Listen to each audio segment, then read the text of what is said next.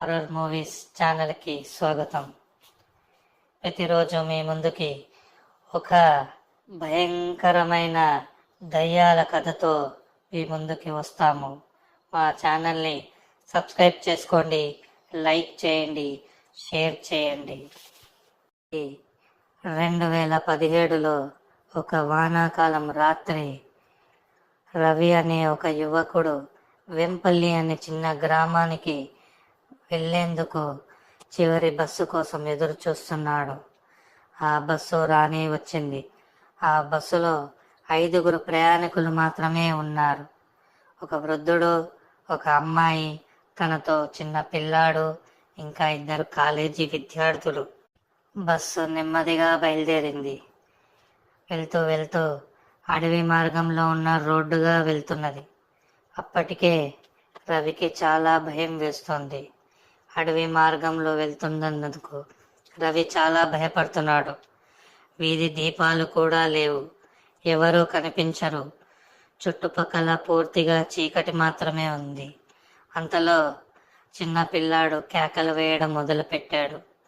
తల్లి ఓదార్స్తోంది, కానీ ఆ పిల్లాడు కిటికీ వైపు చూస్తూ భయంతో ఏడుస్తున్నాడు. అంతలో దూరంగా ఒక పెద్ద చింత చెట్టు కనిపించింది. చింత చెట్టు కింద తెల్లటి చీరలో ఒక 20 నుండి 25 సంవత్సరాల ఆడమనిషి తడిచిపోయిన బట్టలతోటి నిలబడి ఉంది.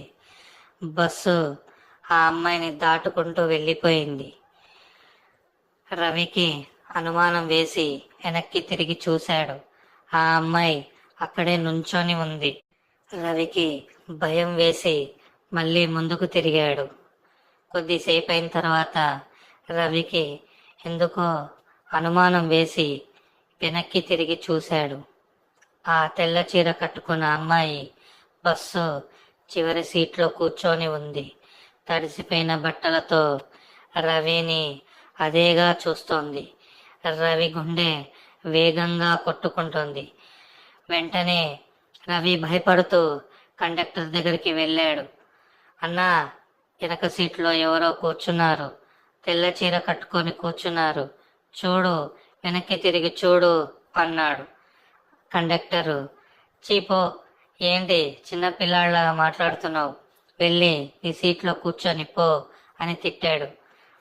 అంతలో రవి అలానే వెళ్ళి సీట్లో కూర్చున్నాడు. పక్కనే కూర్చున్న ముసలాయన రవితో, ఏంటి ఆ అమ్మాయిని చూసావా? నిన్ను అమ్మాయి చూసిందా